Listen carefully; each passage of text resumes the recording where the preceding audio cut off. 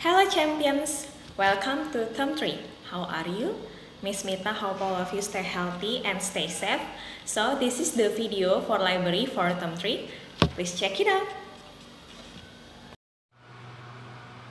Okay champions, for today we are going to read an ebook about here, The Missing Lands.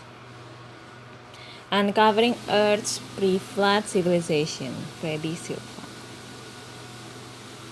Here, copyright. Contents.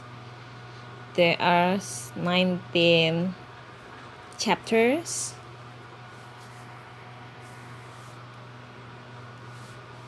Okay.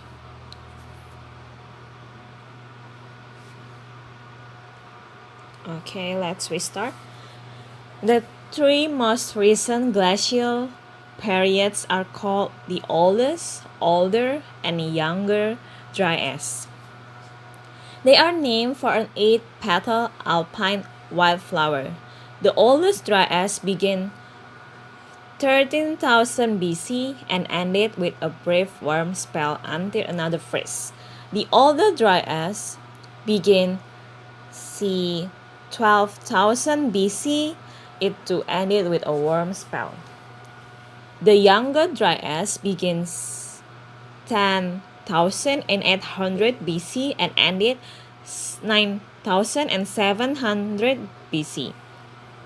Both markers occurred in a geological instant when large objects collided with the Earth. The last event generated a global flood whose waves reached the Himalaya. During the younger dryas, it's believed only primitive people populated the Earth. Yet around them existed someone else, a more advanced civilizations whose deeds, traditions, and monuments exist all around. After the flood, a select brotherhood appeared from the sea to assist humanity rebuild the then vanished, but not before leaving a warning. Where we are headed. Okay, here.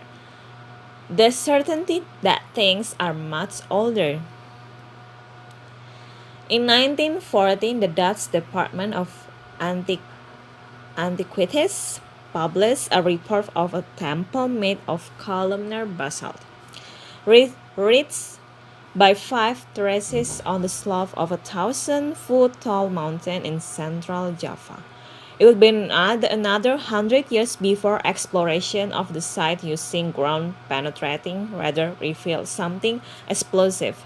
The temple was just one exposed section of a much larger site, and the Mountain of Light, as locals call it, turned out not to be a mountain at all but a large-scale engineering project, a series of step pyramids built over successive periods, complete with a sealed camber traces of human activity that the colossal structures to around 22,000 BC. At the other end of the Indonesian archipelago lies the island of Sumba, where villagers still use megaliths to build places of spiritual significance in the style of their forebears. No one remembers how long this tradition has been enacted, but local legends speak of unusual giant people disembarking here after global flood destroyed their homeland. The seafarers moved the original stones by means of some magical force from mountains on the other side of the island to where they stand today. One such monolith, a granite slab carved with perfectly square, level, and shallow steps, is identical in design to another at Sacsayhuaman, a megalithic metropolis 10,600 miles to the east in Peru. Another site in the Andes, on what used to be the ancient shore of Lake Titicaca before an earth-shattering cataclysm, rearranged the region in Puma Punku, one of the world's oldest temples, whose jumbled megaliths reveal an extraordinary level of finesse in the cutting and shaping of stone that modern masons are at pains to explain. How did primitive people achieve such result without metal tools or diamond-drilled technology? The Bolivian Altiplano is filled with oddities such as the unsettling question of Aymara, a language some experts consider to be the oldest in the world. The computer scientist Ivan Guzman de Royes demonstrated how Aymara is both skillfully designed and artificial, its syntax in particular, which after careful analysis was found to be irregularly structured and ambiguous and seemingly developed from scratch, unlike standard language which evolves organically. Royas proved, proved Royas proved how this ancient Andean tongue can be written concisely in the type of algebraic short and a computer can understand. Aymara is an algorithm with an ability to transfer from one language to another, a bridge language whereby the language of an original document can be translated into Aymara and then into any number of languages. And yet Aymara itself is derived from an earlier language, Puquina, a name likewise given to an Andean civilization whose remaining tribespeople still openly discuss their homeland, a landmass nicknamed Mu that once occupied a significant portion of the Pacific Ocean, from whence their predecessors fled after it sank during a global flood. It was they who assisted in setting up new temple cities on the shore of Lake Titicaca. At the northern end of the American continent, the Hopi maintained oral traditions recounting the destructions of the world on four separate occasions.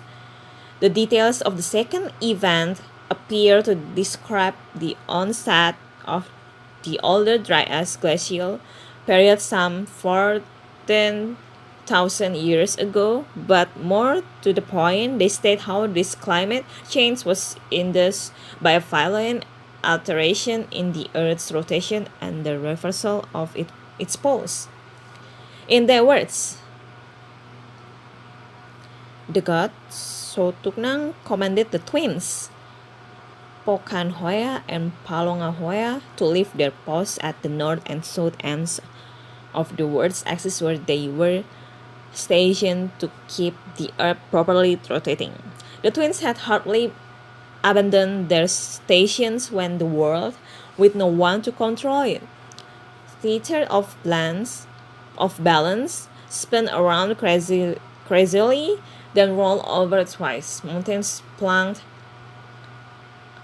into the seas with a great splash. Seas and lakes splashed over the land, and as the world spun to get through cool and lifeless space, it froze into solid ice. Finally, there is the case of Aotearoa, the island nation today called New Zealand, of which so little is ever mentioned and of whose prehistory even less is known. All this changed in 1994 when elders representing one of the nation's few remaining indigenous people, the Waitaha, published their oral tradition in which they describe their forebears, a race of gods called Urukehu, being overwhelmed by the gigantic waves of the Great Flood while traversing the Pacific at a stroke, placing the account some 11,000 years ago. Okay, so there are another chapter for this ebook, and I think this is so interesting. And if you feel curious, Miss Mita will attach this ebook PDF in Edmodo, and you can download it. Happy reading and see you on Zoom. Thank you. Okay, champions, so that is the video for library. Miss Mita hope all of you like and enjoy the video. Remember, stay healthy and stay safe. God bless you. See you.